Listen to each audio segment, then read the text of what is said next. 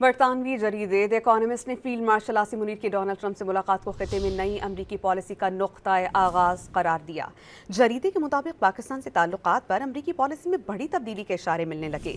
Field marshal Asim Munir پاک امریکہ تعلقات کو نئی جہت دے رہے ہیں۔ بھارت کے ساتھ تنازع کے بعد فیلڈ مارشل کی مقبولیت میں اضافہ ہوا۔ دی اکانومسٹ کے مطابق امریکہ دہشت گردی کے خلاف پاکستانی کاوشوں کا اعتراف کرنے لگا۔ پاکستان کو بختر بند گاڑیاں اور نائٹ ویژن آلات دینے پر غور کیا جا رہا ہے۔ فیلڈ مارشل عاصم منیر کی قیادت میں پاکستان نئے دور میں داخل ہو گیا۔ برطانوی جریدے دی اکانومسٹ نے ٹرمپ اور فیلڈ مارشل کی ملاقات کو خطے میں سفارتی تبدیلی کا آغاز قرار دے دیا۔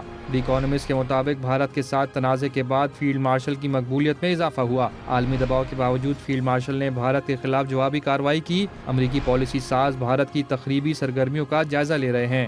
فیلڈ مارشل عاصم منیر پاک امریکہ تعلقات کو نئی جہت دے رہے ہیں۔ ٹرمپ سے فیلڈ مارشل کی ملاقات خطے میں سفارتی تبدیلی کا نقطہ آغاز تھی۔ فیلڈ مارشل نے چین اور خلیجی ممالک سے متوازن تعلقات برقرار رکھے۔ دی اکانومسٹ کے مطابق امریکی حکام دہشت گردی کے خلاف پاکستان کی کاوشوں کا اعتراف کر رہے ہیں۔ امریکہ پاکستان سے تجارت، اسلحہ اور انسداد دہشت گردی تعاون کی بحالی پر کام کر رہا ہے۔ جنوبی ایشیا، چین اور مشرق وسطی میں امریکی پالیسی میں بڑی تبدیلی کا اشارہ ہے۔ دی اکانومسٹ نے بتایا کہ امریکہ پاکستان کو بختر بند گاڑیاں اور نائٹ ویژن آلات دینے پر غور کر رہا ہے۔ ٹرمپ کے قریبی حلقے پاکستان کے کرپٹو اور مائننگ سیکٹرز میں سرمایہ کاری میں دلچسپی رکھتے ہیں۔ دی اکانومسٹ کے مطابق ٹرمپ نے بھارت کو مردہ معیشت قرار دے کر 25% ٹیرف عائد کیا، جبکہ پاکستان سے تجارتی معاہدے کا اعلان کرتے ہوئے صرف 19% ٹیرف لگایا۔